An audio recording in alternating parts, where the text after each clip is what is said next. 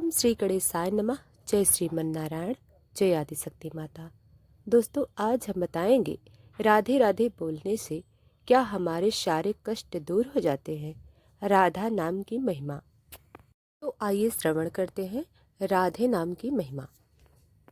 एक बार एक संत जी किसी गांव के निकट आश्रम में भागवत की साप्ताहिक कथा कह रहे थे। तीसरे दिन का वृतांत में वह कथा करते हुए बताने लगे, अनेक प्रकार के लोग जो पाप कर्म करते हैं उन्हें अनेक प्रकार के नरकों में जाना पड़ता है, लेकिन एक उपाय है जिसके द्वारा नरकों में जाने से बचा जा सकता है। कोई एक बार सच्चे हृदय से राधा नाम पुकार ले तो वह नरकों में नहीं जाता है। एक सेठ जी जो रोज आकर सत्संग सुना करते थे, सत्संग समाप्ति के पश्चात संत जी के चरणों में आकर बड़े जोर से रोने लगे। संत जी ने कहा, अरे सेठ, क्यों रोते हो? तुम्हारा मन उदास क्यों है? सेठ जी कहने लगे, भगवान, आपकी कृपा से मुझे सब कुछ प्राप्त है, पर मैंने मन को एक बड़ी चिंता सताती है। संत जी कहने लगे, कहिए कौन सी चिंता है? सेठ जी कहने लगे, आज आपने भागवत कथा में नरकों का वर्णन किया है और वर्णन करते हुए बताया है कि जीवों को अनेक पापों से नरकों की प्राप्ति होती है, लेकिन एक उपाय के जिसके द्वारा नरकों में जाने से बचा जा सकता है। तो प्रभु, मैं तो आपकी शरण में हूँ, रोज सत्संग सुनने आता हूँ। मेरे मन में तो यह विश्वास है, आप संतों की कृपा से, भागवत की कृपा से मेरा उद्धार तो हो ही जाएगा। लेकिन मेरा एक छोटा भाई है जिसकी उम्र 50 साल की है। वह ना सत्संग में जाता है, ना परमात्मा पर विश्वास करता है और ना ही प्रभु का नाम स्मरण करता है। उसका उद्धार किस प्रकार होगा? मुझे उसकी चिंता सताती है। मैं उसे बहुत बार समझाने का प्रयास करता हूँ, इस संसार के काम तो होते रहेंगे, तुम भगवान के नाम का स्मरण भी किया करो। तब वह कहता है, ऐसा करने से कुछ नहीं होता, तुम भी मत किया करो। मैं जितना आस्तिक हूँ प्रभु के प्रति, जितनी मेरी आस्था है, वह उतना ही कट्टर और अनिश्वरवादी है। तब संत जी ने कहा, क्यों चिंता करते हो? एक दिन उसका भी उद्धार हो ही जाएगा। सेठ जी रोते हुए कहने लगे, हे भगवान, उसका उद्धार कब होगा? आप जैसे महापुरुष हमारे गांव में आए हैं, मुझे तो आप पर यकीन है, आप ही उसका उद्धार करके जाएंगे। अब आप कैसे भी कृपा कर मेरे घर आइए और एक बार तो उसके मुख से श्री राधा नाम का उच्चारण कराइए। तब भगवान सेठ जी के विनय सुनकर संत जी कहने लगे, कल सत्संग की समाप्ति के पश्चात मैं आपके घर आऊंगा और उसी परमात्मा का सुमिरन अवश्य कराऊंगा। दूसरा दिन हुआ, सेठ जी अपने घर गए। संत जी के आने का इंतजार करने लगे। आश्रम पर कथा की समाप्ति हुई। अब संत जी अपने वचन के अनुसार सेठ जी के घर पहुंचे। जैसे ही घर पहुंचे, सेठ जी ने बड़े श्रद्धा भाव से संतों का स्वागत किया। उन्होंने अपने भाई को बुलाकर कहा, संत जी आज हमारे घर पधारे हैं, उनका दर्शन कर लो। वह अंदर से बैठे बैठे कहने लगा, मुझे ना किसी संत से मिलना है और ना ही भगवान से मिलने की इच्छा है। तुम ही उनकी सेवा करो और तुम ही उनका पेट भरो।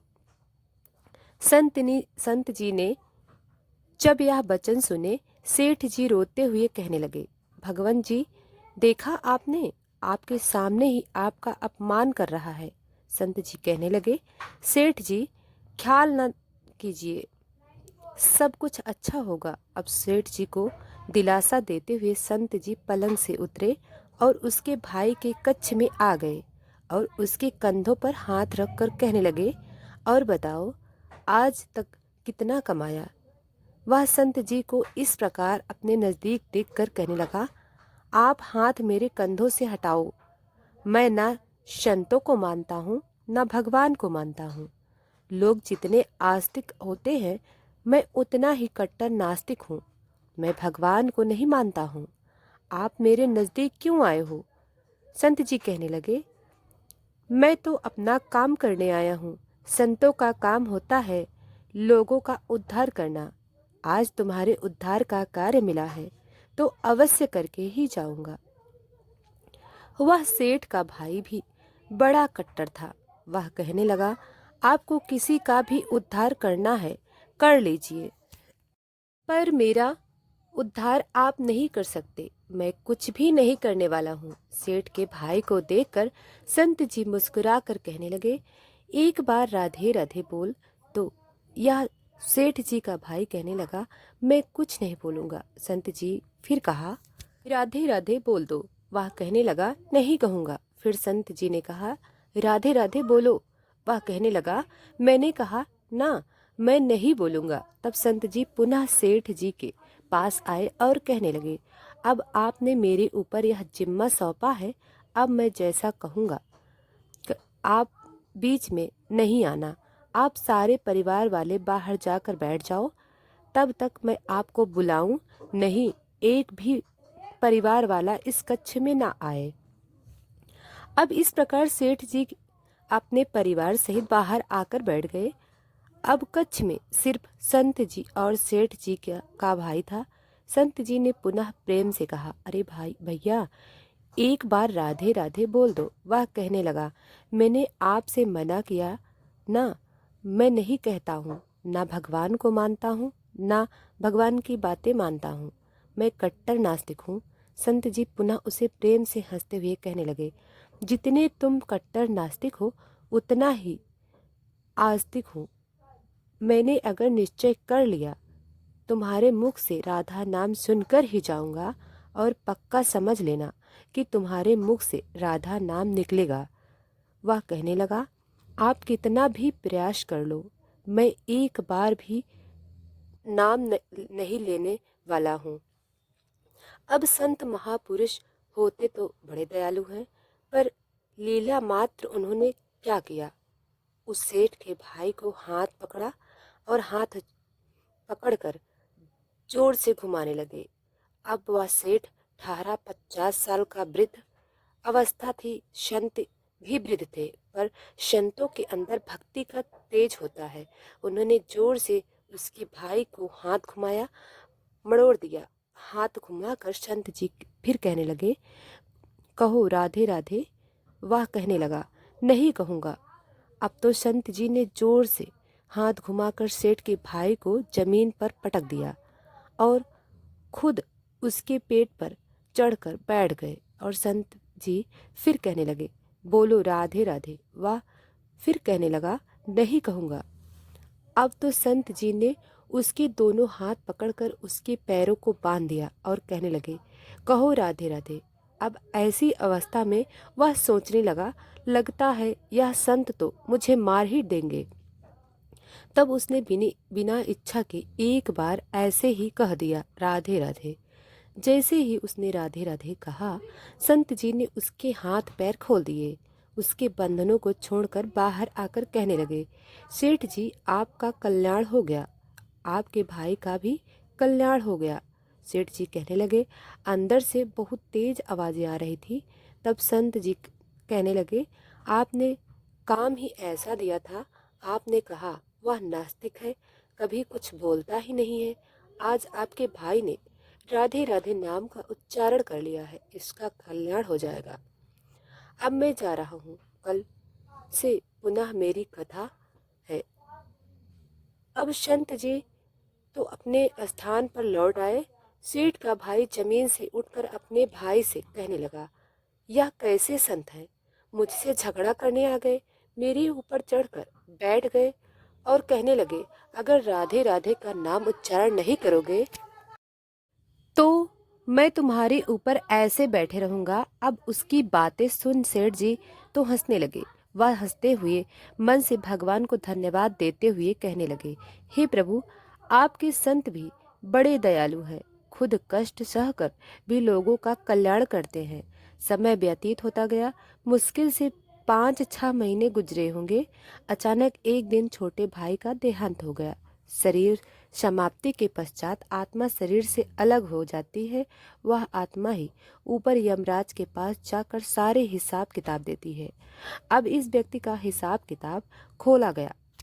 यमराज ने चित्रगुप्त से कहा, जो आज इंसान हमारे पास लाया गया है, इसका हिसाब क्या है? चित्रगुप्त कर्मों का हिसाब देखकर बताने लगे, हे भगवान, आप इसने अपने जीवन में कभी परमात्मा का नाम सुमिरन नहीं किया है, सदा पाप ही पाप किए हैं।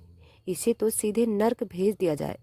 अब यमराज के आदेश अनुसार जैसे ही उसे नरक भेजे जा रहा था, तभी चित्रगुप्त ने कहा, भगवान, एक बात और है। यमराज जी ने कहा, कौन सी बात? चित्रगुप्त ने कहा, भगवान, एक बार संतों के कहने पर इसने राधा नाम का उच्चारण किया था। अब एक बार राधा नाम का उच्चारण यमदूतों ने कहा, थोड़ी देर रुक जाइए, इसका हिसाब किया जाएगा, इसके बाद ही इसे नरक में भेजा जाएगा। यमराज ने पुनः चित्रगुप्त से कहा, जल्दी से इसका हिसाब देखो और कहीं इसने परमात्मा का नाम उच्चारण तो नहीं किया है। चित्रगुप्त ने फिर से पुनः सारा हिसाब देखा और देखकर कहने लगे, भगवान, इसने एक बार जो नाम उच्चारण किया है वह संतों के भय से किया था, दिल से भी नहीं किया गया था, पर एक बार राधा नाम का उच्चारण किया है। जीवन पाप में, अब क्या किया जाए? तब यमराज ने उसी इंसान से पूछा, एक बार बताओ, हम तुम्हें पहले राधा नाम उच्चारण का फल दें या तुम्हें नरकों में भेज दिया जाए? तब वह भक्त हाथ जोड़कर कहने लगा, भगवान, नरक में तो जाना ही है, इससे अच्छा है आप मुझे एक बार राधा नाम का उच्चारण का फल दें, फिर मुझे जहाँ चाहो भेज देना। अभी यमराज जी अपनी पुस्तक खोलकर देखने लगे कि एक बार राधा नाम उच्चारण का फल क्या है। उन्होंने सारी पुस्तकें खोल दी, पर उन्हें कहीं फल दिखाई नहीं दिया। तब वह विचार करने लगे, एक बार राधा नाम उच्चारण का फल तो मुझे पता नहीं है। तब वह अपनी शंका के निवारण के लिए उस भक्त को अपने साथ लेकर स्वर्ग लोक आ गए। स्वर्ग में आकर यमराज ने इंद्रदेव से कहा, हे इंद्रदेव, मुझे बताइए, एक बार राधा नाम का उच्चारण करने से क्या फल होता है? तब इंद्रदेव ने बहुत प्रयास किया, पर उन्हें भी इसका फल का पता नहीं चला। तब वह सब देवता मिलकर ब्रह्मदेव के पास आए।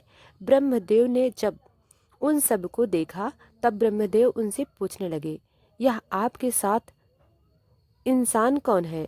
तब इंद्रदेव कहने लगे, भगवान, इसने एक बार राधा नाम का उच्चारण किया है, बाकी सारा जीवन इसने पाप किया है। हमें तो पता नहीं राधा नाम उच्चारण का फल क्या है, इसलिए हम आपके पास आए हैं। तब ब्रह्मा जी ने अपने बड़ा प्रयास किया, राधा नाम उच्चारण का फल क्या है, अब उन्हें भी पता नहीं चला। तब वह ब्रह्मदेव कहने लगे, हम सब मिलकर इसे अपने साथ लेकर भगवान शंकर जी के पास चलते हैं। तब वह भगवान शंकर के पास पहुँचे। भगवान शंकर जी से प्रार्थना कर कहने लगे, हे महादेव, इस इंसान ने सारा जीवन पाप किया है, बस एक बार संतों के कहने पर राधा नाम का उच्चारण किया है। अब आप बताइए, एक बार राधा नाम उच्चारण का क्या फल मिलता है? तब महादेव जी ने बड़ा प्रयास किया, पर वह भी राधा नाम की महिमा को बता नहीं सके।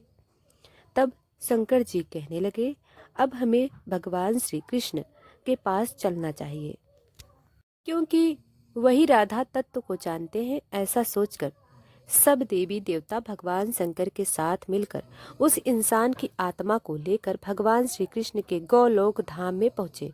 गोलोक धाम में भगवान श्री कृष्ण राधा जी के साथ अपने आसन पर विराजमान थे।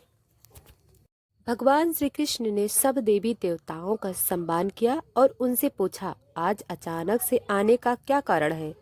तब भगवान शंकर हाथ जोड़कर कहने लगे, हे भगवान, यह इंसान इसे धरती से लाया गया है। इसने अपने जीवन में अनेक पाप किए हैं, एक बार राधा नाम का उच्चारण किया है। यमराज जी पता न कर सके कि एक बार राधा नाम का उच्चारण का क्या फल है। तब वह इसकी जानकारी लेने के लिए इसके साथ इंद्र जी के पास स्वर्ग में आए थे।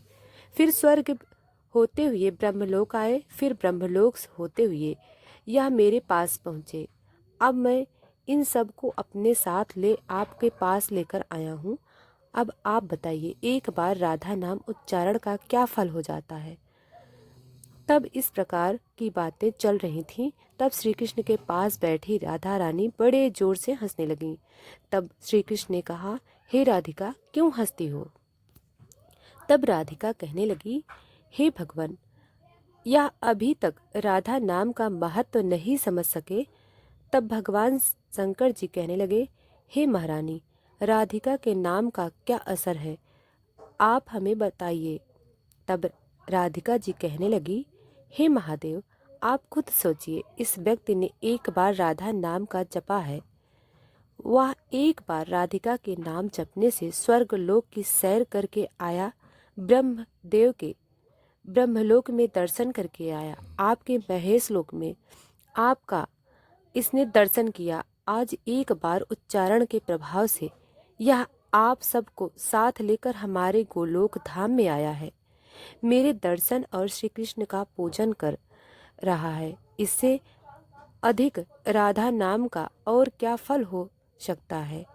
जब राधिका ने इस प्रकार एक बार राधा नाम का पूरा महत्व बताया तो यमराज कहने लगे, यह तो बड़ा अनंत फल है।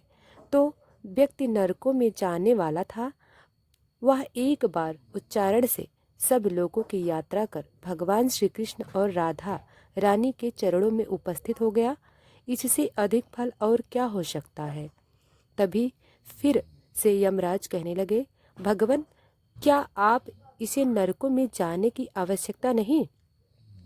तब श्री कृष्ण कहने लगे, हे धर्मराज, जिसने एक बार राधा रानी के चरणों का दर्शन कर लिया हो, वह तो कभी नरक में जा ही नहीं सकता।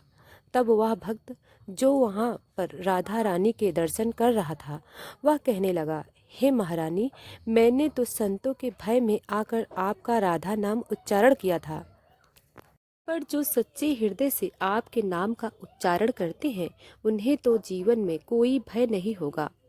वह तो नरकों की यात्रा में कभी निकलेंगे ही नहीं, वह तो सीधा आपके चरणों में ही समा जाएंगे। तो इतना महत्व है एक बार राधा नाम के उच्चारण का।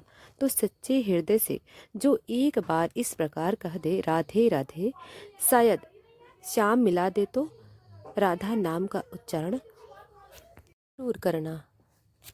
सच्चे हृदय से बोलिए, राधे श्याम की जय। तो दोस्तों, वीडियो को लाइक सब्सक्राइब अभी तक नहीं किया है तो अभी कर लें। धन्यवाद।